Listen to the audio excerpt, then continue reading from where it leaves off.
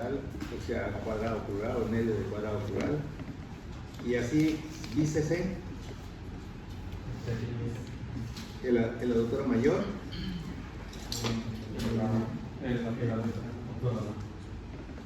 ¿Cuál? ¿El aductor mayor, obturador? No. ¿Será? Obturador interno. Obturador una parte. Entonces, parte extensora, ¿por quién? El ciático.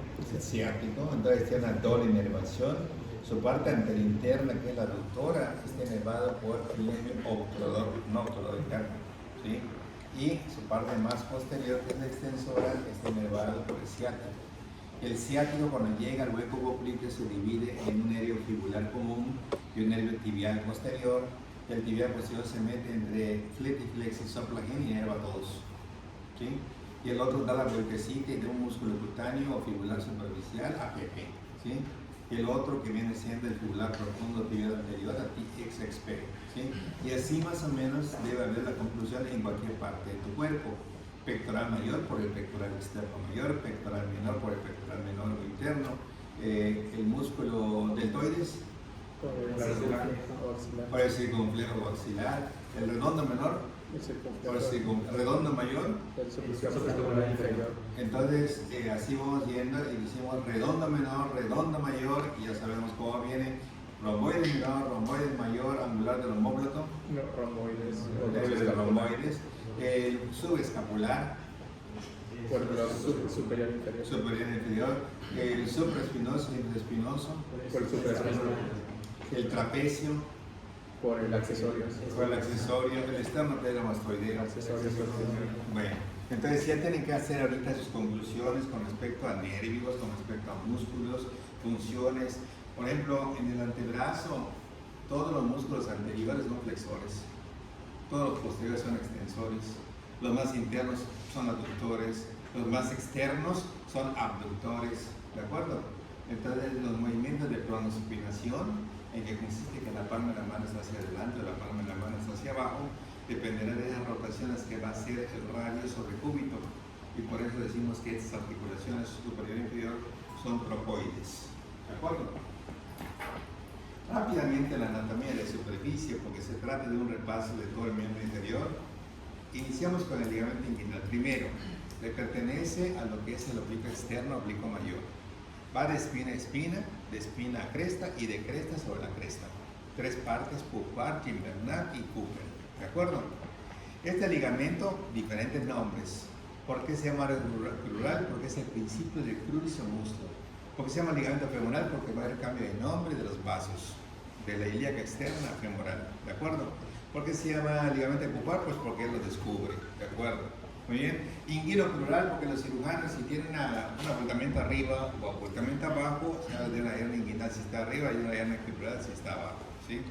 Y luego vamos a un músculo de la elegancia que cruza aquí en forma oblicua, sartorio. Y este nos va a cruzar prácticamente el muslo sobre la otra pierna, y al mismo tiempo vamos a tener que por fuera está 1, 2, 3 el músculo que está atrás, 4 vientres para formar un solo músculo cuádriceps femoral. Y luego aquí un pequeño abultamiento en la parte superior, anterosuperior-externa del muslo, donde está el tensor de la fascia lata, ¿sí? Y su ligamento iliotibial va a llegar hasta acá abajito al tubérculo de Hertie. Y luego vamos a ver un tibial anterior en esta parte, porque la cara interna era subcutánea y que duele un montón, ¿de acuerdo? Y que normalmente aquí llegan 3 músculos a la parte superinterna de la tibia, que era sarris, sartorio, recto interno y semitendinoso. El abultamiento que estamos viendo acá no es más que los gemelos que están en el sentido posterior, que ocupan un mayor espacio, los vemos desde la vista anterior, como si fueran unas aletas laterales, tanto interna como externa. Que hay una serie de tendones que uno va por dentro, tibial anterior, extensor del dedo gordo, extensor común de los dedos, el peroneo anterior que viene del quinto dedo, todos ellos en el plano anterior de la pierna, y que están en la parte más superior del dorso del pie, porque debajo de ellos está el músculo pedio, extensor corto de los dedos, ¿de acuerdo? Sí. Y luego vemos en la parte de atrás a los gemelos o gastrocnemios con un tendón de 15 centímetros, que es el tendón de Aquiles, en cuya profundidad se inserta el sóleo, ¿sí?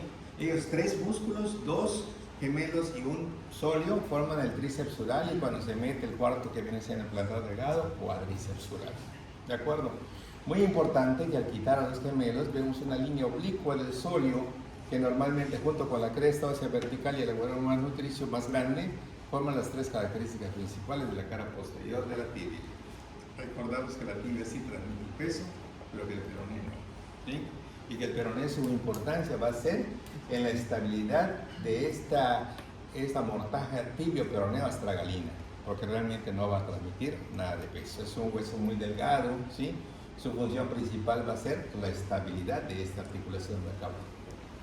Bien, entonces debajo de esto vamos a encontrar que un triángulo de Scarpa, que un conducto de Hunter, que es un hiato de los aproximadores, que el hiato de los aductores, es lo mismo, y de un anillo del tercer aductor donde vamos a tener cambio de nombre, que si la vena poplitea se convierte en femoral, que si la arteria femoral se convierte en poplitea, que luego hay un tendón del cuádriceps, que hay un hueso sesamoideo bien grande que es la rótula, que hay un tendón rotuliano ligamento patelar 7.5 que se inserta en la tuberosidad anterior de la tibia, eso vista anterior, y atrás 1, 2 y 3 relieves bíceps isquiotibiales, un glúteo mayor y debajo del glúteo donde estaba el glúteo menor, glúteo mediano, piramidal, obturador, cuadrado, plural, y todos esos vamos a ver que el mnemotécnico que utilizamos a nivel del agujero ciático mayor, pipi, lucifec o juan, es el mismo que se aplica para lo que querían ustedes aplicar de cuáles son los nervios que salen del plexo sacro, aparte del nervio ciático y del pudendo interno. Va a salir un nervio para el músculo piramidal, va a salir un nervio para el obturador interno, va a salir un nervio para el cuadrado femoral o cuadrado plural, ¿sí? Y aquellos géminos, uno va a estar dado por el obturador interno desde arriba y el otro por el cuadrado plural, ¿de acuerdo?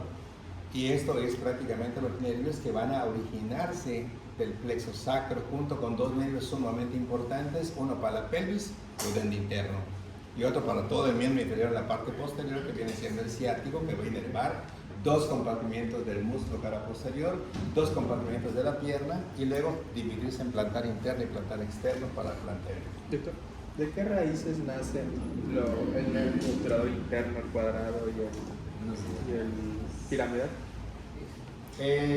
Las principales son el obturador el obturador y el plural, que nacen de L2, L3 y L4, parte anterior obturador y parte posterior plural o femoral.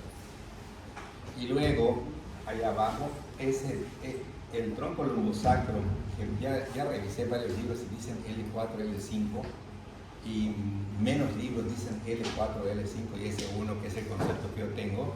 Pero si estás hablando de un tronco lumbosacro, quiere decir que participa región lumbar con parte sacra, y normalmente debe ser L4, L5 y S1, pero hay muchos libros que dicen L4 y L5 como realmente.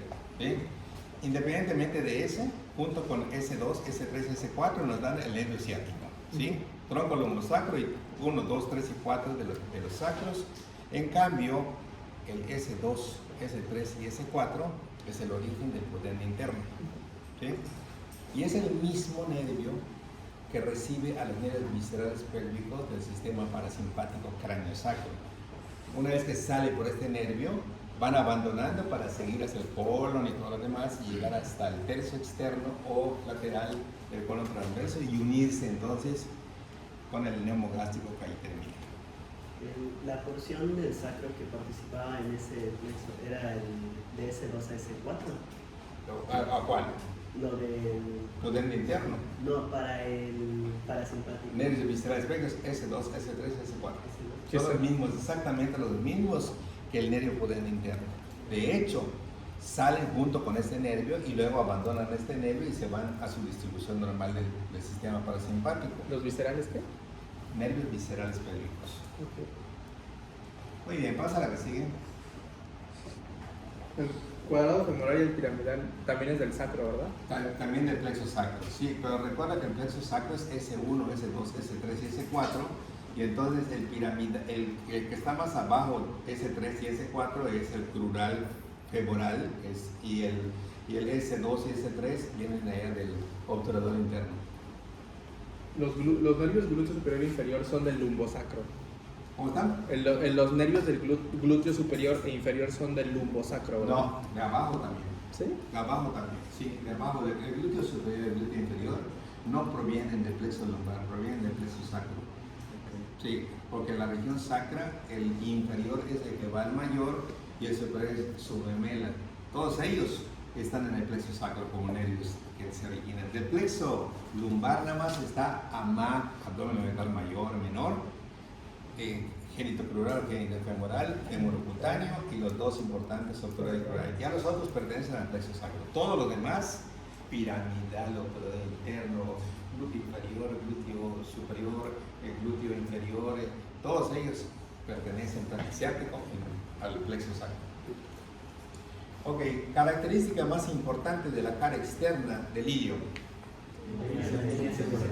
Característica más importante de la cara externa de todo el ilíaco.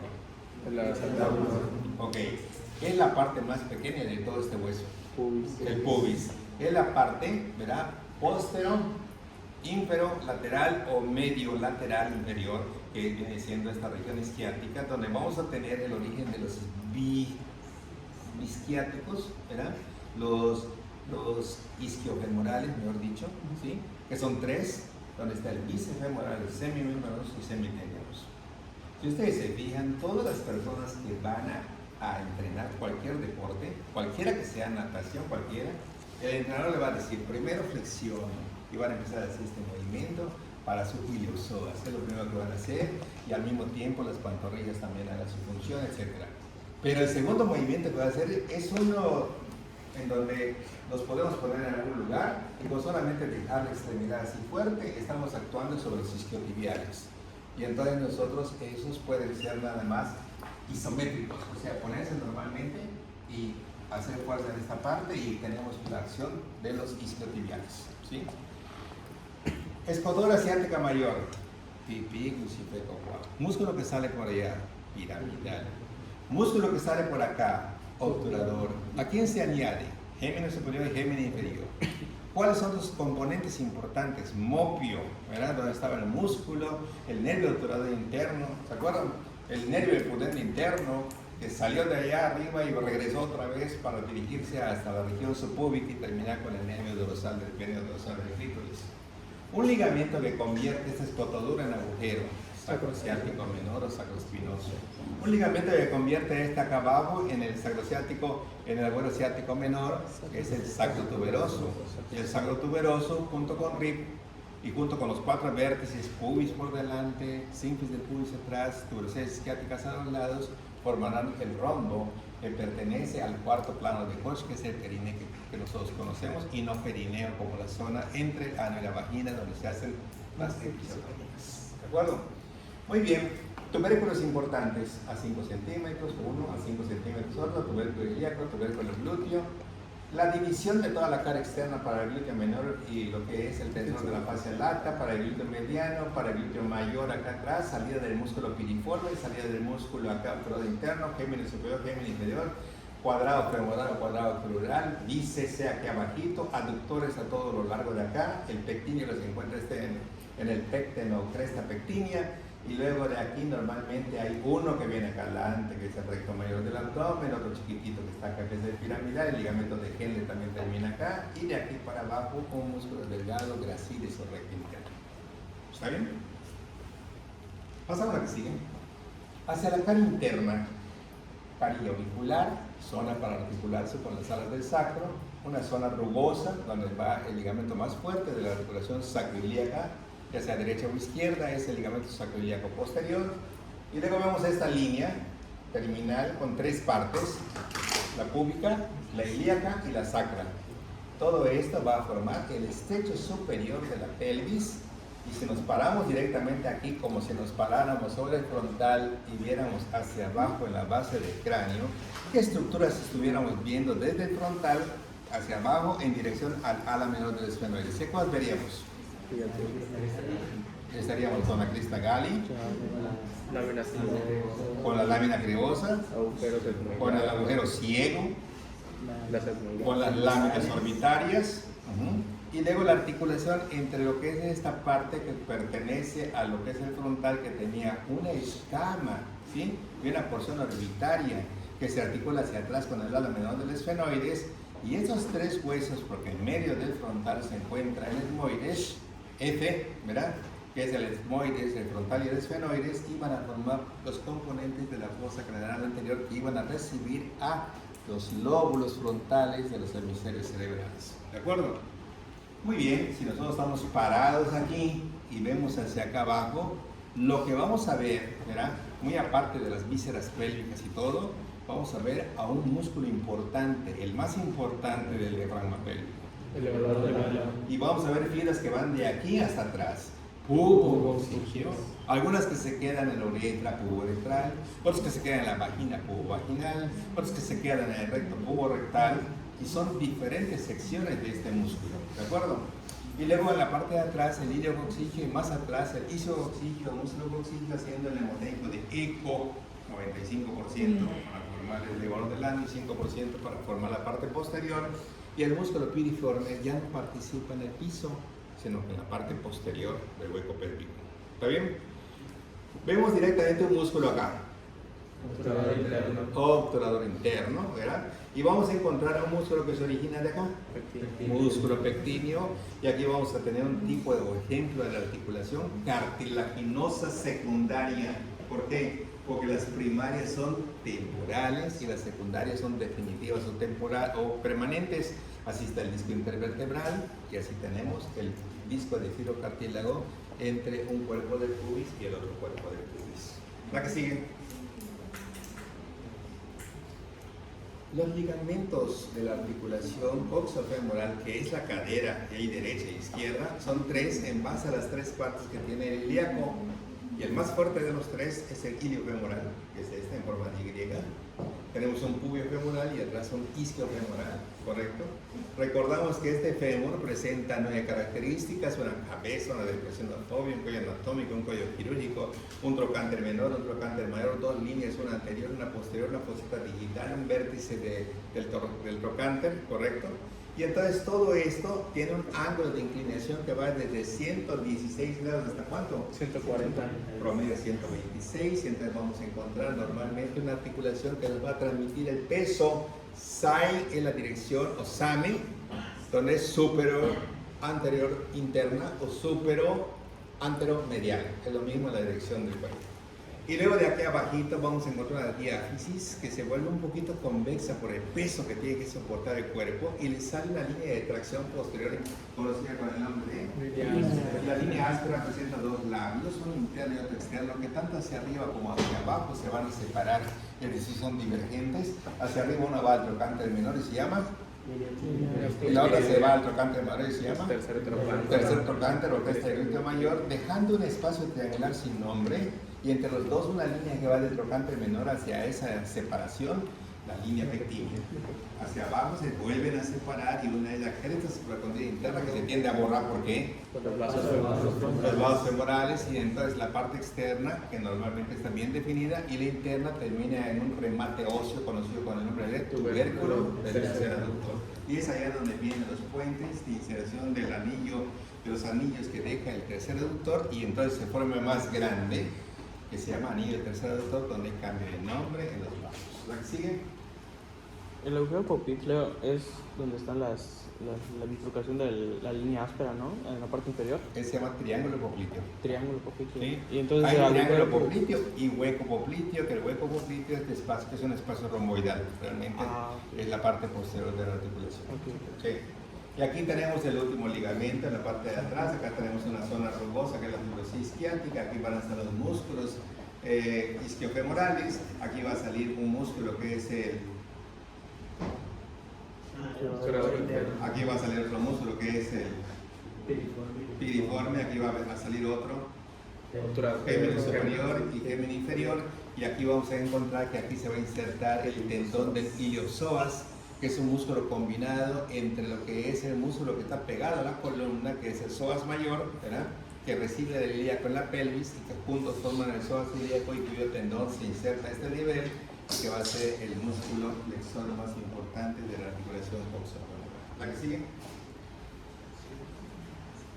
Y aquí entonces podemos ver que el ligamento redondo presenta una arteria acetabular.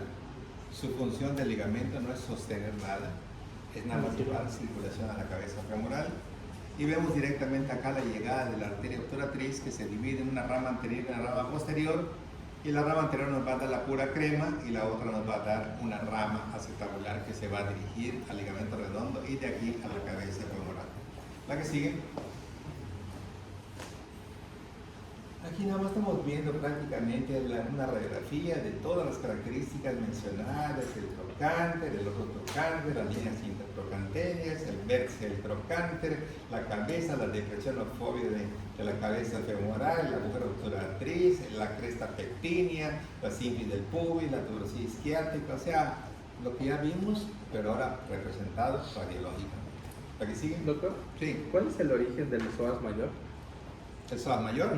¿Dónde se origina? Allá L1, L2, L3 y L4, apófisis transversas de la región lumbar. Y de allá por delante, a la altura de T12 a L1, más hacia L1, está el psoas menor. Okay. Que va a terminar por delante del psoas y termina exactamente en la eminencia iliopubiana. Este es el fémur, es el hueso importante para nosotros a nivel de lo que es ultrasonido. Tenemos pendientes si alguien nos interesa por lo que me comentaste del ultrasonido, para que tengamos una plática del ultrasonido y puedan en un momento dado pues sentir que es el ultrasonido que está en el primer año. O sea, realmente no hay problema por eso, porque pues, se entiende. Todos tuvimos la oportunidad de un día en el centenario, ¿sí o no? Cuando estaban ustedes en la primaria, ¿no les llevaron al centenario? Nada. ¿No les llevaron a la Coca-Cola? ¿No les llevaron a la dónde? ¿Sí? ¿Hola, doctor? Ordóñez. Gordon. Sí, Claro. sí, Perfecto. Es de aquí, Ajá, igual que nosotros. No entregó su tarea. No subí su tarea, creo. Sentia lo tuvo como narco, o sea, como nueve manos.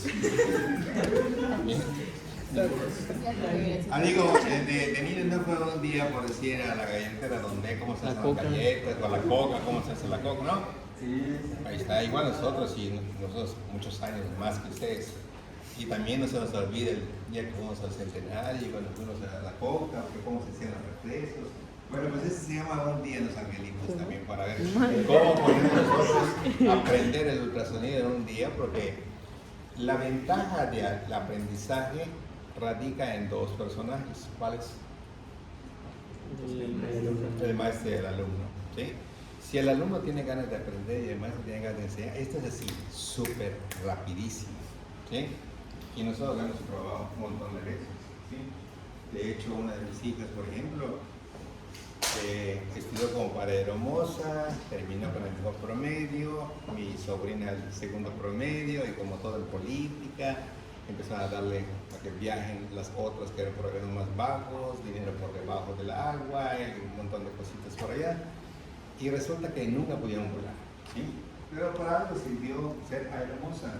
Aprendió 5 idiomas, esta Carlita, mi hija, habla italiano, francés, inglés, alemán, hasta maya le hicieron aprender también y todo. Pero pues nunca pudo volar, ¿sí? Y entonces cuando yo estaba en mi apogeo en Cuba, aprendiendo y viendo que había mucha gente que ni siquiera era médico, eran técnicos y que hacían ultrasonidos de magnífico nivel, uno de ellos me dijo: cualquiera puede aprender ultrasonido.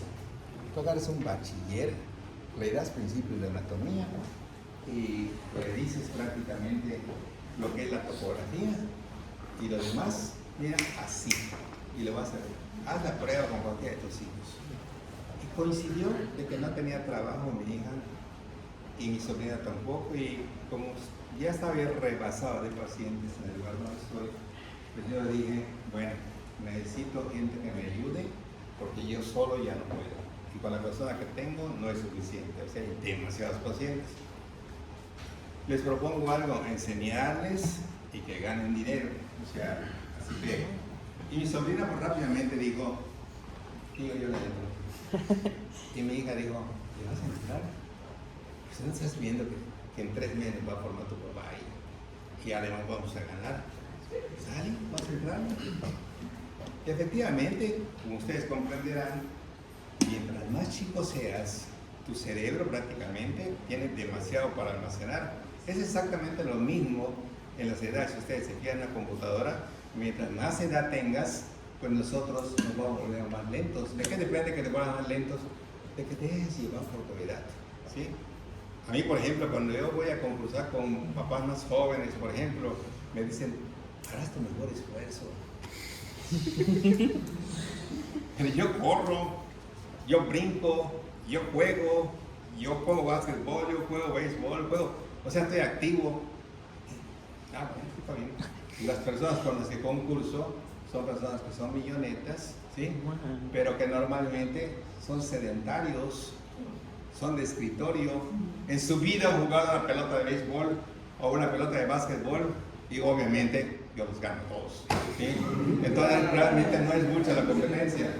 Entonces, cuando más niños somos, más amplitud tenemos para captar todo. Y el adolescente igual, ¿sí? Entonces, empezamos a darles el aprendizaje a ellos. Y eso sí, mi aprendizaje es en todos lados, ¿sí? Yo pasaba a buscar a mis hijas en un lugar donde participaran en las asesorías y todo. Y desde que entraba, útero, 7.5 por 5 por 2.5 capas, mucosa muscular de 0 a 4, capas de la mucosa, basal, esponjosa y compacta, capas de la capa muscular interna, circular, y tú, la parte externa, la relación anterior, la vejiga posterior, recto, laterales, los ovarios, arriba, el recto, no sé qué, el intestino, lo que sea. Entonces, como eso es todo, los hijas, llega un momento en que todo eso ya se vuelve una rutina. Y si tú le preguntas a mis hijas cuánto mide el útero, les va a decir 7.5 por 5 por 2.5% más por y además presenta delante esto, y además lo normal 6 a 9 centímetros, cuando más de 9 es esto, y cuando es menos de eso es hipoplasia uterina, o sea, y no son médicos, ¿de acuerdo? Resulta que el programa de 3 meses, en 2 meses se completó, ¿sí? Y cuando completamos los 2 meses, me di cuenta que ya estaban listas como para hacer el primer ultrasonido. Les compré sus batas largas, normal, así como Harry Potter, ¿sí? Sus batas y toda la cosa, y le digo, empieza con esta paciente, seriedad, seguridad, certeza, no te dejes, con todo respeto, por favor, permítame un momentito, ahorita voy a hablar a mi Rafael, se va a encargar de platicarle las dudas que usted tenga, si usted no entiende conmigo, pero no te pelees con nadie. Ok. Diagnóstico bien elaborado, un útero con miomatosis de grandes elementos, de localización fúndiga, corporal, bla, bla, bla y todo lo demás. Pero el problema empieza cuando le preguntan a ella, ¿qué es un mioma? Pues una cosa son las imágenes, los diagnósticos, y otra cosa, ¿qué es lo que estás diciendo? ¿Sí? Y me dice, amiga, no va a funcionar eso, papá, el diagnóstico está bien, pero nosotros no sabemos qué es un mioma. Me está preguntando qué es un mioma, yo no sé qué decir. Nos queda un mes todavía, tranquilo.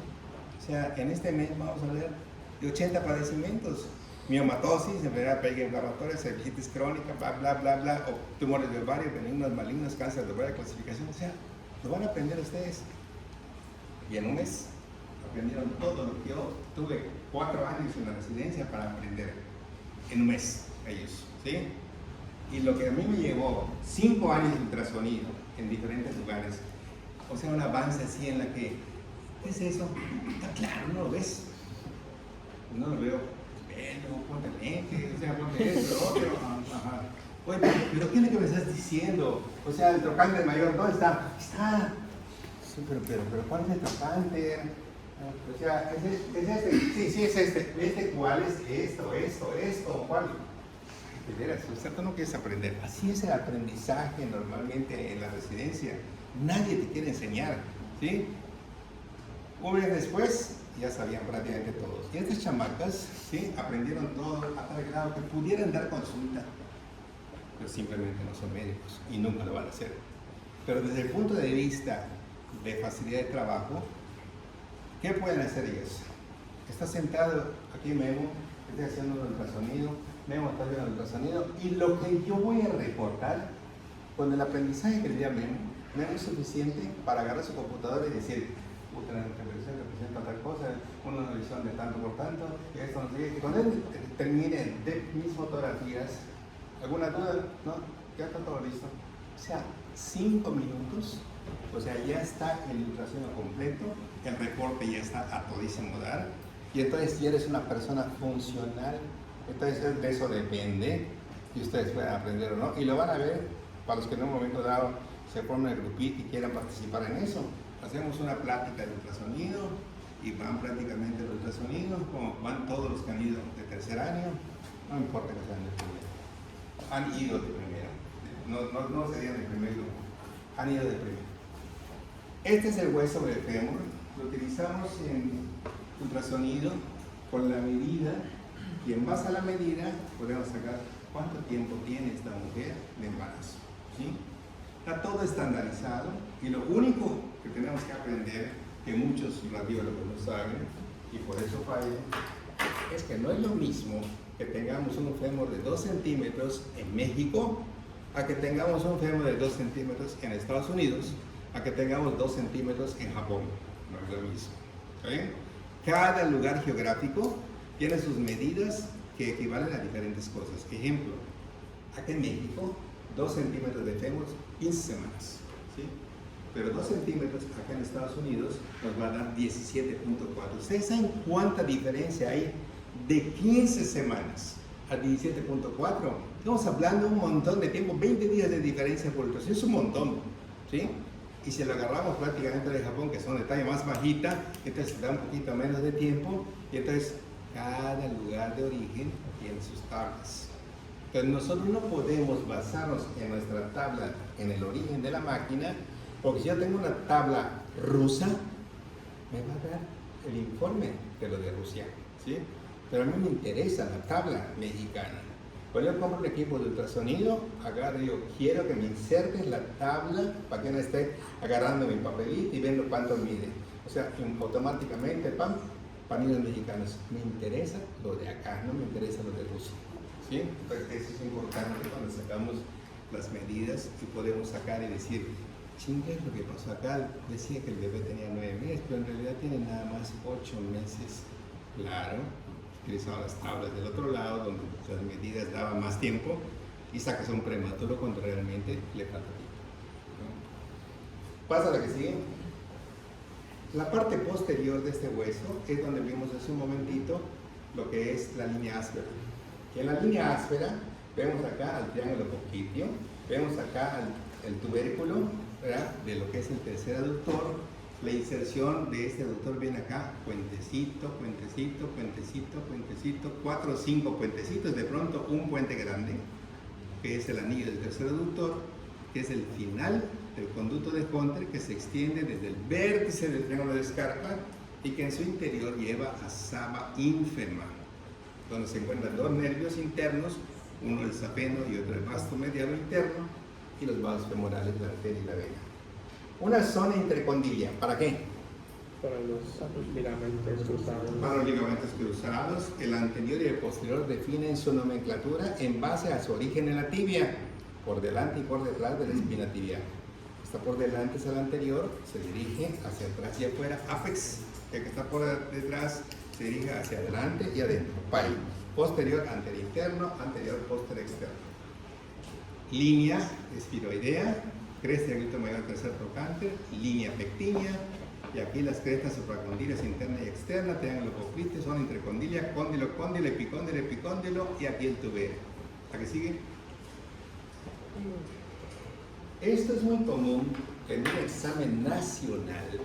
Entre los principios de las preguntas de anatomía que ponen en un examen nacional, cuando terminan ustedes medicina general para su especialidad, les ponen por ejemplo un bloque aquí que equivale a 10 preguntas, ¿sí? Y entonces te ponen acá el número 1 aquí, que el número 2 aquí, que el número 3 acá, que esto, y aquí está, que es el ilíaco, que existe el piramidal, que aquí está el sartorio, que aquí están los tendones directo y reflejo del recto femoral, que si aquí están los aductores, que aquí está el gracilis, y acá está el pectíneo. Entonces también debemos aprender, y también en los exámenes de anatomía a nivel de los congresos, te pueden poner una fotografía y decirte 1, 2 y 3, ¿qué significa esto? Sarri, sartorio, recto interno y septendinos. Y recordar que los azules son inserciones y que los rojos son orígenes. ¿A qué sigue? Nos vamos a la parte posterior y vemos las líneas semicirculares, ¿correcto? Que separan a gluten, al otro glú, BCC, obturador interno, ¿de acuerdo? y todas las líneas de inserción que van a ir directamente a la parte posterior, como también esta línea oblicuo-addensorio, este músculo popliteo que se encuentra a este nivel, esta espina tibial que se encuentra a este nivel, esta zona intercondilia que se encuentra a este nivel, la parte de los gastrocnemios también acá, de plantar delgados naciendo desde por acá, ¿verdad? Entonces, todo esto ya lo ubicamos en una parte posterior. La que sigue. Y cuando vamos directamente a lo que es el muslo, prácticamente partimos de acá y decimos el sartorio que tiene por dentro a sopecari, sopeque, sopeque, en donde tenemos que sopeque es el suelo, que sopeque están detrás de este ligamento 1 y 2, ¿correcto? Y sopecari incluye esta recta interno gracilis, y por fuera tenemos al cuádriceps. Si quitamos este músculo hay un vasto que queda entre este y este, que es el músculo crural o vasto intermedio, y acá el tensor de la fascia lata, y acá el hueso sesamoideo más grande de la rótula, y aquí el ligamento patelar, y aquí stapes, llegando directamente a la cara interna de la tibia en su parte más superior. ¿La que sigue? Quitamos este músculo, y ahora aparece el conducto subsartorial, o ya todos los aproximadores, donde faltan dos nervios acá, uno para acá y otro que es el más largo que llega hasta acá abajo, y los vasos femorales que están bien puestos. ¿La que sigue? Y si vemos directamente hacia la cara interna y vamos contando los aductores, recordamos con los pares craneales.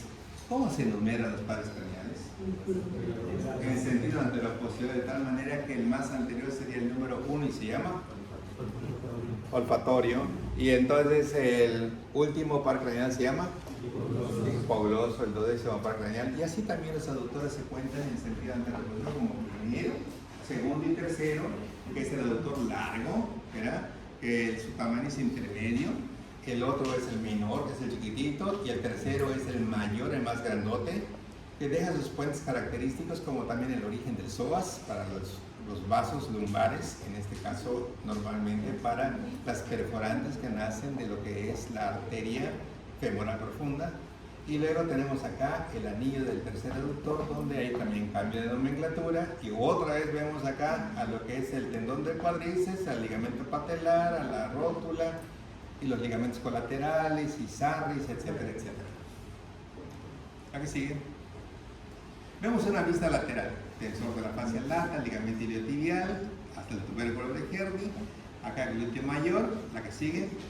Tiramos el maniquí, pasamos a la parte posterior, glúteo mayor, primer plano, gluma, debajo de él el glupoc, y aquí tenemos a bíceps, y si lo separamos tendríamos a duma, y entre los dos tendríamos al ciático, ¿sí? Y acá abajo vemos a vena, arteria, vena y nervio, donde vamos a encontrar que es el paquete popliteo, y vemos directamente al fondo al triángulo popliteo, y acá abajito estaría el músculo popliteo. Para poder ver esta imagen, tuvimos que quitar la ponderosa. ¿A qué sigue? Poplitea, este lo ve, poplitea. Aquí tenemos los glúteos, y acá tenemos a este músculo en donde sale el ciático, y donde nada más hay 2 de las 8 estructuras que salen por arriba: la arteria y el nervio glúteo superior, ¿sí?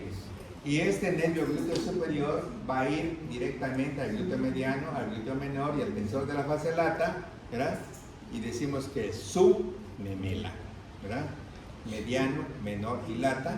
Vemos que el inferior se va a dirigir directamente al glúteo mayor. Vemos que al nervio ciático va a descender hasta que llegue acá para dividirse, como ya vimos anteriormente. Y vemos un montón de nervios en donde está acá el gémino superior, el gémino inferior, el obturador interno, y el nervio del cuadrado crural o cuadrado femoral es el que va a inervar a este y al cuadrado, mientras que el obturador va a inervar a este y al obturador. ¿De acuerdo? Muy bien. ¿La que sigue? Y entonces vemos acá a un conjunto de nervios que se desarrollan en el espesor, donde estamos viendo acá todas las vértebras lumbares, desde L1 hasta L4, como se puede ver acá el origen de este músculo psoas, dejando unos puentes normales y teniendo acá desde T12 y L1 a este músculo que termina en la eminencia iliopubiana. Y aquí vemos directamente a lo que es el disco del filocartílago de la sínfise del pubis, y vemos cómo este músculo se une con este para formar el psoas ilíaco e insertarse en forma posterior a lo que es esta apófisis conocida como trocánter menor, que es póstero interno o póstero medial, mientras que el trocánter mayor sería superolateral. o superexterno. ¿La que sigue? Las funciones prácticamente de los músculos, los aductores, y aquí prácticamente el flexor y más importante de la articulación toxofemoral. ¿La que sigue? Y acá entonces llegamos a la parte representativa de los plexos, en donde vamos a encontrar que hay dos cosas representativas, L2, L3 y L4. Este es el obturador, es el crural o femoral, y esto mismo, pero en verde, 1, 2 y 3, nos va a dar a este nervio que viene por acá, y este es el que va a ir agarrado, que es el nervio obturador. Aparece otro que da un montón de ramitas acá que terminan hasta acá, que ese es el pudende interno, S2, S3, S4, dime. ¿Cuál es el límite medial? Ajá. El límite medial, bueno, lo correcto es borde interno del aductor mediano. El libro dice borde externo, y por eso el suelo nada más incluye 2, o ciliaco y pectíneo. Pero si nos vamos a los libros iniciales, incluyendo hasta el lócar, que es intermedio, 3 forman el piso, y lo único que diferencia acá es la traducción, porque es el aductor mediano, pero en el libro de nosotros, el actual, te dice borde externo, y te deja un triángulo chiquitito. Y si te dice el borde interno, el triángulo es más grande. ¿Sí? Y ese se va directamente al verse el triángulo de Scalpa, se continúa con el conducto de Ponta. Muy bien, entonces aquí vemos un montón de nervios de aquí del plexo sacro. Vemos las cadenas simpáticas, que son 21 ganglios que terminan en este ganglio impar anterior de Walter, donde son las dos cadenas simpáticas. Y vemos directamente acá al nervio más voluminoso en la parte posterior, que corresponde al ciático. ¿De acuerdo? ¿La que sigue? Y acá entonces se ve el plexo lumbar, donde se ve ama, ame, gefe o cru, obturador y crural. Y se ve normalmente que este es L4 y este es L5, y a esto se llama tronco lumbosacro, y no entiendo por qué, ¿sí? Porque realmente aquí nada más está la región lumbar. En cambio, otros libros como el Testir mencionan que normalmente esto junto con S1, entonces van a formar prácticamente la unión de los dos plexos, el lumbar y el sacro, y por eso se llama tronco lumbosacro, porque están uniendo los dos plexos. ¿La que sigue? Eso de nombre no también que bueno. Ajá, sí, pues no es antiguo que eso es actual. También podría ser como la vena cefálica que Sí, así se queda, claro. Ahí se queda, pero con lógica, tú puedes, por ejemplo, vamos a suponer, a mí me interesa, yo estoy haciendo un libro, por decir, me interesa que se quede como tronco lumbosacro, y doy mi explicación. No considero que el tronco lumbosacro sea L4 o L5, porque esto pertenece solamente a este plexo. Pero sí, la unión con S1 conecta a este plexo al otro, y esto sería el término correcto. Entonces ya empiezas a instalar lo que realmente debe ser lo correcto con la lógica. ¿Sí? Sí, tiene razón, porque inclusive los libros antes traían acá que vena radial superficial, y vena radial superficial y vena cubital superficial, y ahorita los libros traen desde aquí la que está aquí cefálica y la que está aquí basílica, desde que están acá. Ok. Doctor, Sí. para las vísceras, o sea, vi que, bueno, hay plexos, o sea, hay un plexo uterino vaginal, uno renal. ¿Esos cómo se forman o cómo salen? Los plexos normalmente vienen directamente de los sistemas simpático y parasimpático. O sea, todos, por ejemplo, vamos a ir al más común. A nivel de lo que es el tubo digestivo hay 4 capas. Mucosa, submucosa, muscular y serosa. A nivel de la submucosa existe un plexo nervioso, arterias y venas, ¿correcto? Las venas son las que van a formar el sistema portal. Las arterias son las que van a irrigar al intestino, ¿sí? Y el plexo que va hasta allá se llama submucoso de Meissner. ¿De acuerdo? Entre la capa muscular hay 2 capas, circular interna, longitudinal externa, y entre las dos hay un plexo nervioso, ¿sí? Del parasimpático igual, que se llama mientérico de Auerbach, ¿sí? Entonces ellos están ubicados allá y actúan prácticamente haciendo el peristaltismo del intestino. El parasimpático, aparte de llegar con los vasitos sanguíneos a los órganos, se distribuyen en la superficie del órgano como están los espláncnicos mayores, los espláncnicos menores, solamente que sobre el intestino, haciendo una función diferente. Mientras que el parasimpático está haciendo así. el simpático está tratando de que sea lento el movimiento y no haya diarrea. Y hay un control normal como para que haya una homeostasia corporal y tengamos evacuaciones normales. Y lo mismo va a ocurrir a nivel del árbol traqueobronquial con el sistema simpático y parasimpático. Recuerda que cuando entra el neumogástrico, que es el representante parasimpático, cuando entra el tórax dice, ¿quién quiere inervación? Todos quieren inervación, el mediastino, el corazón, los pulmones, plexo pulmonar anterior, posterior, plexo bronquial anterior, posterior y todo. Y lo mismo el otro, solamente que uno va a través de los vasos y otros directamente con el nervio periférico. Pasa a la que sigue. Y aquí está todo esto que a mí me recuerda algo así como el depredador, ¿sí? O sea, de Arnold Schwarzenegger, algo así parecido. Entonces aquí está lo que mencionabas hace un momentito, glúteo, para el piriforme, todo eso estamos aquí, en estos, ¿correcto? Y fíjate cómo está L4 y L5, tronco lumbosacro. ¿Sí? Cuando realmente este circuito debe de abarcarnos esto, porque realmente al hablar del lumbosacro es hablar prácticamente de raíces de diferentes plexos, de la región lumbar y de la región sacra. Y aquí nada más es región lumbar baja. Muy bien, aquí está el nervio pudendo interno, mira, S2, S3, S4, aquí está el pudendo interno, ¿de acuerdo? Y prácticamente están los nervios que estaba mencionando, que el nervio del obturador interno, todo está a la altura del plexo sacro. Doctor, en el miembro inferior hay arterias recurrentes, como Sí, sí hay, claro, recurrente tibial anterior, recurrente tibial posterior, sí hay, claro. ¿La que sigue?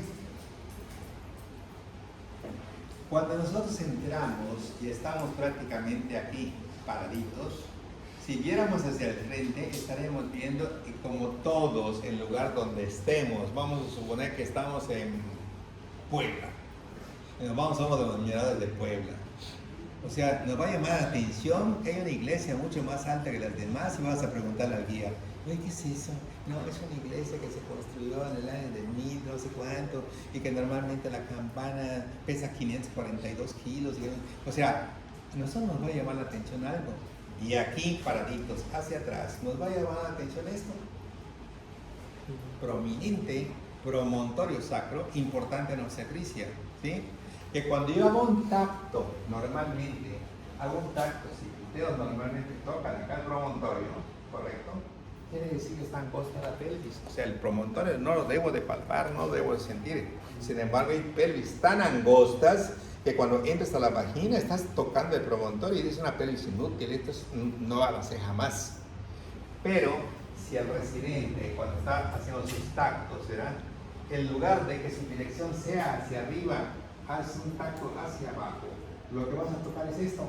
Y a todo el mundo le vas a tocar hipóxis y va a decir promontorio y nada que ver, hasta que de pronto se levanta el médico, a ver, haz el tacto.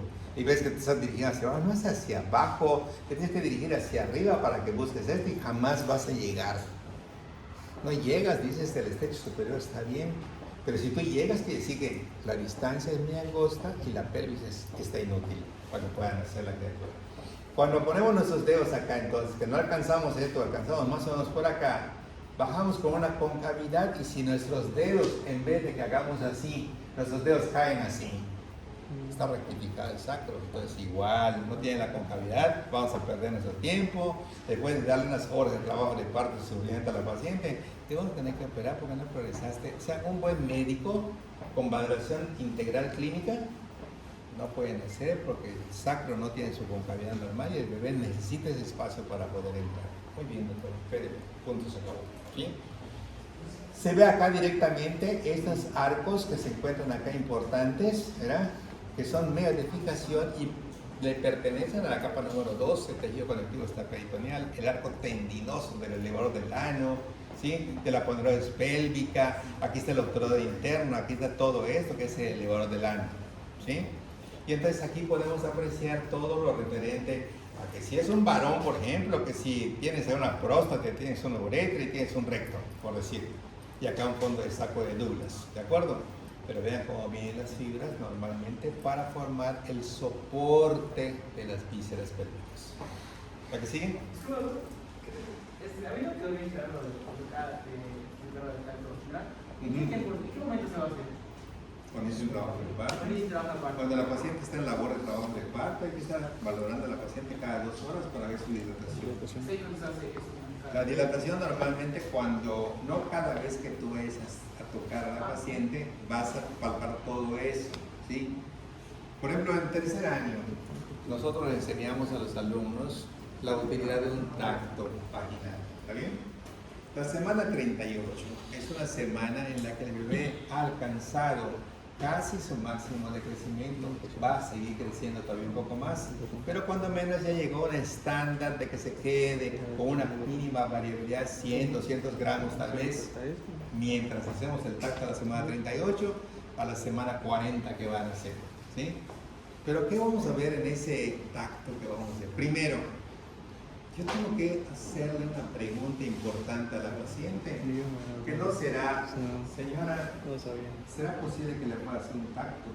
Usted no lo va a abrir de inicio a la paciente sin tacto, porque si no, se acabó todo. O sea, no. Señora, le voy a hacer un tacto porque es importante, porque quiero saber cómo es su cadera, si pueden hacer su bebé, si no. O sea, no va a preguntar si quiere o no quiere, ¿sí?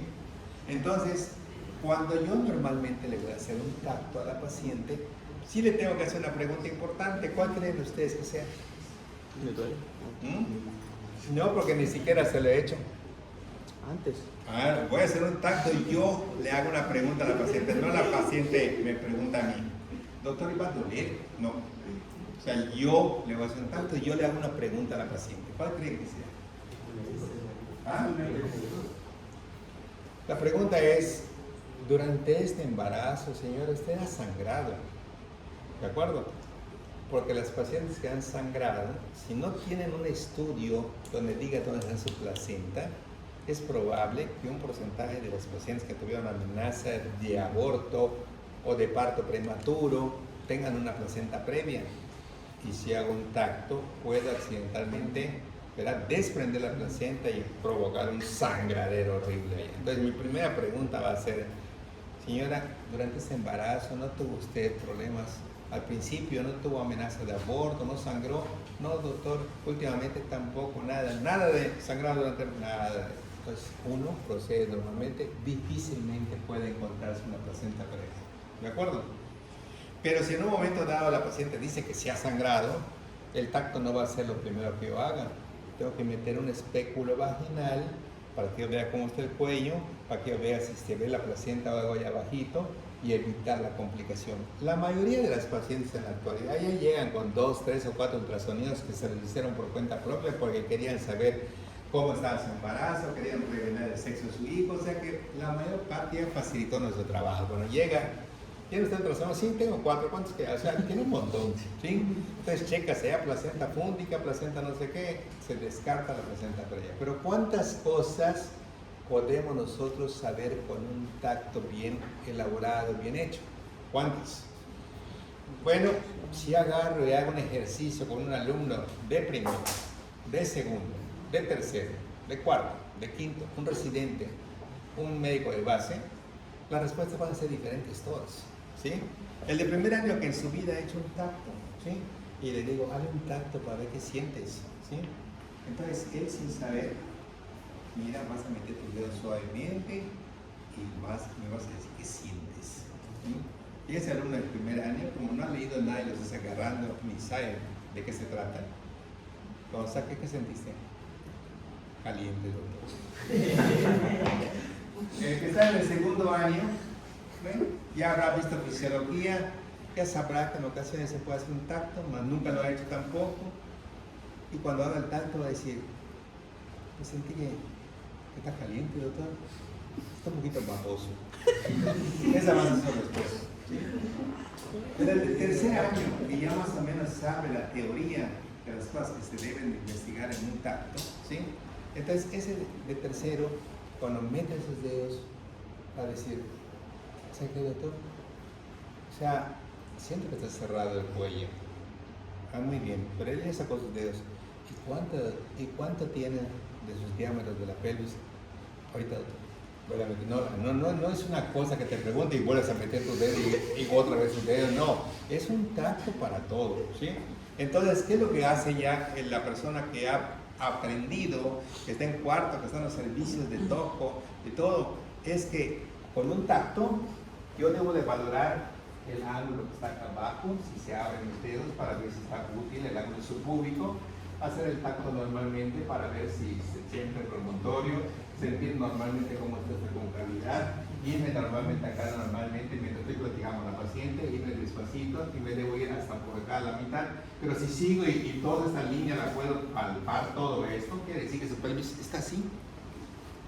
Yo no puedo palpar con mis dedos toda la línea arqueada, sino que en el tercio anterior, máximo empezando en el tercio medio, se caen mis dedos. Ya no dame más mis dedos, no puedo alcanzar porque las líneas se están abriendo, ¿sí? Pero si la pelvis es así, larga, estrecha o antropoide, yo puedo palpar todo esto de acá hasta acá y digo, esta pelvis está alargada, no sirve para nada, ¿sí? Al mismo tiempo, después de esa valoración que acabo de mencionar, yo puedo decir si el cuello está cerrado, si el cuello está abierto, si las membranas están íntegras, cuánto borramiento tiene, cuánta dilatación tiene, la presentación si es cefálica, si está sentado el bebé, todo eso lo puedo valorar normalmente con el tacto antes de salir y eso me lleva por un minuto, minuto y medio, toda esa información. Y cuando estoy saliendo, voy a tocar a los lados las espinas ciáticas para ver si no son prominentes, que me indiquen que muy bonito, va a entrar muy bien arriba, pero como sus espinas están convergentes, no va a poder nacer. Cuando llegan las espinas no puede nacer, ahí se va a quedar con dolores. Se llama dilatación estacionaria y le van a tener que meter a quirófano para operar. ¿Qué necesidad de sufrir contracciones del parto si no tiene ninguna oportunidad de que pueda nacer? La última, cuando ya salimos con el tacto, la paciente está en posición ginecológica, cerramos nuestra manita y de aquí a acá son 8 centímetros y entonces nosotros vamos a tratar de suavemente poner nuestra mano entre la tuberosidad isquiática y la otra, ¿sí? Que se llama bituberoso. Entonces clínicamente la mano hace esto así y entra entre las dos tuberosidades isquiáticas, dice que el diámetro bituberoso está bien. Pero si no puede entrar porque está más cerradita, se llama pelvis en embudo y eso nos indica que no puede hacer, ¿sí? Entonces todas esas bondades nos lo va a hacer el tacto. El médico o el tutor primero les da parte por parte, cuál es la parte ósea, la parte blanda, cómo se encuentra el cuello, si está adelante, si está en medio, si está atrás, si está blando, si está suave, si está duro, si está cerrado, si las membranas, todo eso en un solo tacto se debe valorar. Y cuando miden la intensidad de las contracciones, ¿para qué? O sea, para saber. Normalmente cuando están en trabajo de parto, la paciente debe tener 3 a 5 contracciones en 10 minutos. Y esas contracciones, cuando estamos empezando nosotros a aprender cómo medirlas, en realidad no sabemos en qué momento empieza, porque somos inexpertos. Nos apoyamos entonces con la paciente. Pones tu manita en el abdomen, ¿sí? Y entonces le dices a la paciente, cuando empiece usted a sentir el malestar, avíseme por favor. Y en ese momento, cuando ella te avisa, tú todavía no has empezado a sentir, ella lo empezó a sentir, pero tú todavía no has empezado a sentir el cambio de firmeza de la matriz. A partir de ese momento tú ya estás contando tu duración de cuánto tiene y que son 10 a 15 segundos después, cuando tú ya empiezas a sentir que está quedando duro, ya está quedando duro. Sí, desde hace rato te dice ella, o sea, porque ella es la primera que lo siente, ¿sí? Y después se siente cómo queda duro y también se siente cómo se empieza a reblandecer otra vez y la contracción va cediendo y desaparece. Eso normalmente te lleva un promedio de que las contracciones deben de ser en promedio entre 40 a 50 segundos en promedio, 40 a 60, promedio 50, ¿sí? ¿Cómo se miden las contracciones? Se miden en cruces, ¿sí? Por ejemplo, 1, 2 y 3 cruces. Una cruz, apenas sientes el endurecimiento, ¿sí? 2 cruces, o sea, sientes prácticamente firmeza en todo el útero, firmeza, está duro acá, está duro acá, está duro acá. 3 cruces, ustedes no pueden entrar de tan duro que está el músculo uterino. Entonces tú dices, tiene contracciones enérgicas, 2, 3 cruces, o sea que en verdad no pueden entrar tus dedos. En cambio, en la 1 sí se pueden desplazar. El útero está aumentadito de tono, pero sí se pueden desplazar tus dedos, ¿sí? Y la duración normalmente debe ser de 40 a 60, promedio 50 segundos. Ahora, de nada sirve que la paciente tenga 5, 6, 7 contracciones de 20 segundos, porque no sirve para nada. O sea, tienen que ser contracciones más fuertes para que vayan provocando borramiento y dilatación del cuello y todo sea progresivo. Entonces, cuando esto ocurre, si la paciente tiene 7 contracciones, a ver, pero son de 15 a 20 segundos, la pones en decúbito lateral izquierdo, que es el efecto poseído, y esas 7 contracciones se convierten en 4, que las que eran de 15 se convierten en 35 o 40, o sea que el efecto poseído también mejora la actividad uterina. Sí, gracias. Muy bien, pasa a la que sigue. Y acá entonces tenemos a la fascia lata, la fascia crural. Y de la profundidad de la fascia salen un montón de tabiques que van a delimitar y personalizar las fascias para cada músculo, como el sartorio, como el vasto medial, como el recto femoral, como el vasto lateral, como el tensor de la fascia lata, como el psoas ilíaco, como el pectíneo, como el aductor mediano y el recto interno. ¿Sí? ¿Está que sigue? Y aquí entonces podemos apreciar que el triángulo de Scarpa, que realmente es todo esto y no esto, sino que es esto, se continúa con esto que termina hasta el anillo del tercer aductor, se llama conducto subsartorial o hiato de los aproximadores. ¿La que sigue? Y aquí se ve prácticamente cómo viene el nervio crural y le emite una ramita para el psoas ilíaco. Y así para el recto femoral, y aquí para el nervio crural, o sea, para el vasto intermedio, otro para el vasto medial, otro para el vasto lateral, o sea, cada quien con su nervio, ¿sí? Y aquí por dentro está el obturador que se da al obturador externo, a los aductores que se ven aquí, y al recto interno o gracilis, haciendo ocru, los dos nervios más importantes de la cara anterior del músculo. ¿Aquí sigue? Y en la parte posterior se puede ver acá al nervio glúteo superior, que va directamente al mediano, al menor y al tensor de la fascia lata, y se ve también al glúteo inferior que se va al glúteo mayor, y se ve acá a lo que es el nervio ciático que llega y se divide acá fibular y otro tibial, y un montón de ramitas para los diferentes músculos, por ejemplo, filete nervioso del nervio ciático para el bíceps femoral, que para el semimembranoso, que para el semitendinoso, que es este, semimembranoso, que es este, cada quien con su respectivo nervio procedente del nervio principal. ¿Vale? ¿Sí?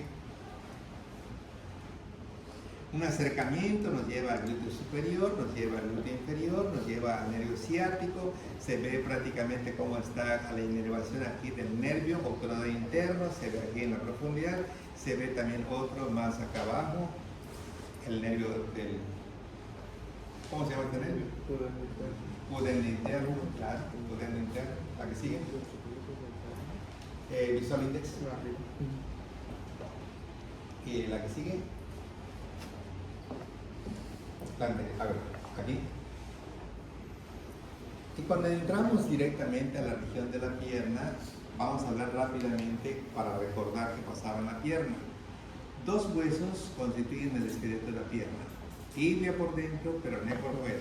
La tibia idéntico a la mitad superior de la diáfisis humeral, borde anterior, borde interno, borde externo, cara interna, cara externa y cara posterior, ¿de acuerdo? En cambio el peroné era igualito al radio, ¿sí?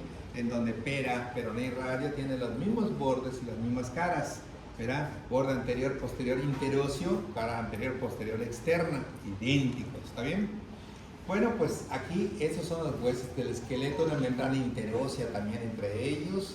En la parte distal le corresponde a lo que es la tibia, así como estaba carnela AP, ahí estaba carnela AP, tarsiana, medial, lateral, anterior y posterior. Y luego vamos a encontrar que existe normalmente una ponerosis profunda que se encarga de formar tabique intermuscular anterior, tabique intermuscular posterior, ¿se acuerdan? Y luego aponerosis tibial profunda, dividiendo a todo ese compartimento de la pierna en un compartimento anterior, uno lateral y dos posteriores, profundo y superficial. TXXP, Pepe, Fletiflex, Soplagen y los nervios estaban de la siguiente manera. Nervio tibial posterior entre fletiflex y soplogen, inervando a todos. El nervio venía acá y nos daba un nervio peroneo superficial musculocutáneo para compartimento lateral PP y el fibular profundo tibial anterior para IXXP. Todos los músculos que vamos a ver acá, quitamos a este de este tendón común, pasa a la que sigue y nos encontramos con este que es soplagen. Quitamos a estos, nos encontramos al siguiente que es fletiflex, correcto, y se ve cómo desciende el nervio que se va hasta acá abajo para dividirse en plantar interno y plantar externo. ¿La que sigue? El tendón de Aquiles está compuesto por la aponeurosis de los gemelos y del sóleo. Así es. Okay. Y el plantar delgado nada más viene allá, nada más a insertarse hacia la parte interna, pero los principales son ellos. Y aquí también tenemos un nervio musculocutáneo, y aquí al cortar esto va a aparecer acá el nervio tibial anterior, que es el peroneo fibular profundo. Pasa la que sigue, aquí está, viene acá, este es el músculo cutáneo y este es el tibial anterior, correcto. Y aquí tenemos la arteria tibial anterior y acá tenemos la arteria pedia, la tarsiana interna, que es la tarsiana externa, que es la arteria digitales dorsales, la que sigue. Y aquí en la vista lateral tenemos el músculo cutáneo, tenemos a los dos peroneos en la tróclea peronea. ¿Se acuerdan que a nivel del calcáneo teníamos que es el hueso primero en osificarse, el hueso más grande, el que soporta el peso en sentido posterior, que su proyección es hacia adelante y afuera, en cambio el talus es hacia adelante y adentro. Uno se articula con el cofoides, otro se articula con el escafoide, articulación metatarsiana en Chopard, ¿de acuerdo? Un arco longitudinal externo, ale, uno interno, ali, uno es caepunete por un lado, calcudome por otro lado, es cucometacin en lo que es el transverso, y aquí vemos a tibial anterior, extensor del dedo gordo, 1, 2, 3 y 4, extensor común de los dedos, este es el peroneo anterior, y aquí los dos peroneos corto y largo, porque el largo tiene que llegar hasta la base del primer orteco, ¿correcto? ¿La que sigue? Y aquí se ve prácticamente la aponeurosis lateral, posterior profunda, posterior superficial, anterior, la que sigue, y se ve prácticamente TXP, TEP, fletiflex, sopla, plantar delgado, sóleo, gemelos, la que sigue. Y aquí vemos prácticamente todos los huesos que, a diferencia de la mano, un hueso menos, porque el tarso tiene 7 y el carpo tiene 8, pero la rótula forma prácticamente el octavo, y así tenemos 30 huesos en cada una de las extremidades. La que sigue. Y aquí vemos prácticamente la vista inferior, los huesos samoideos fue el primero, la que sigue. Y aquí vemos a esto que se llama calcudome, y aquí vemos a caeponetre, y aquí vemos el seno del tarso, y aquí vemos al talus con una carilla triangular externa para el peroné y una en forma de coma para lo que es el malleolo interno, y acá una tróclea donde se va a recibir directamente a la cara tarsiana en la parte inferior distal de la tibia. Y acá atrás tenemos a la apófisis posterior, donde estaba el postrígono como hueso triangular externo, y un surco para el tendón del flexor o extensor. Seguro. Flexor, fletiflex, flexor pero no propio del dedo gordo, ¿sí? Y acá entonces tenemos el seno del tarso, la que sigue. Y aquí vemos en forma de coma el sustentáculum tali, correcto. Y aquí tenemos los huesos samoideos. Y acá tenemos directamente al hueso navicular, la que sigue. Y aquí tenemos las carillas de la parte superior de lo que es el calcáneo, que van a recibir a las carillas inferiores del talus, que viene por arriba. Y acá estaría la ranura del seno del tarso, la que sigue. Y aquí está el sustentáculum tali, y acá en la vista posterior, acá se inserta el tendón de Aquiles. Aquí está la bolsa serosa de este tendón de Aquiles. Y aquí está normalmente el paso directamente del flexor tibial de los dedos y al flexor peroneo propio del dedo gordo a este nivel. Visual index. Y entonces la que sigue. Y entonces ya directamente acá. Cuando hablamos de la planta del pie, hablamos de una aponeurosis idéntica de la mano, palmar acá, plantar acá, ¿correcto? Y entonces cuando quitamos esos tres vamos a encontrar a FAP, que eran dos abductores junto con un flexor corto. Pasa la que sigue, aquí está, era este abductor y flexor corto plantar, pero luego sigue este flexor propio del dedo gordo, flexor común de los dos, el flexor tibial, los lumbricales que se encuentran acá, y un músculo idéntico a este, ¿sí? Que es el accesorio. Pasa la que sigue, Aquí está, cuadrado carnoso de silvio, su accesorio de flexor tibial de los dedos. Y luego va a venir un 7 aquí, que es el tercer plano, adducflex flex, aquí está, aductor, flexor y flexor, y al fondo y a los interocios. Pasa el visual index. La que sigue. Y entonces, aquí. Y como un resumen de los nervios, en la parte anterior tenemos a este, que es el obturador que va agarrado, a este, que es el que va a todos los músculos, incluyendo hasta el safén interno que nos llega hasta acá abajo, como el representante cutáneo más grande del cuerpo, nervio safén interno. Pasa a la que sigue, territorio de la piel, que inerva este nervio, lo que sigue. Y aquí vemos directamente al recto, a este que es el obturador, y vemos a todos los aductores, al obturador externo y a gracilis, todos. La que sigue, la que sigue. Y aquí vemos el ciático cómo va a estar saliendo, y aquí vemos el pudendo interno cómo va directamente retrocediendo, y aquí vemos al nervio tibial, y aquí vemos al nervio fibular. La que sigue, la que sigue. Y aquí vemos cómo se divide prácticamente rodeando el cuello del peroné, y también cómo se inerva fletiflex, y cómo se inerva soplaquén, y cómo se inerva este músculo popliteo, la que sigue, y cómo llega hasta acá abajo prácticamente para dirigirse al quinto dedo y al primer ortejo. La que sigue, la que sigue. Y acá se ve el ciático popliteo externo o fibular común, cómo nos da uno superficial y otro que es el profundo, que es el fibular profundo o tibial anterior, y ya tenemos a todos los que van a inervar el compartimento anterior y lateral de la pierna. ¿A que sigue? ¿A que sigue? ¿A que sigue? Visual index. Y ya nada más con los piernas. Bueno, pues de manera continuamos entonces.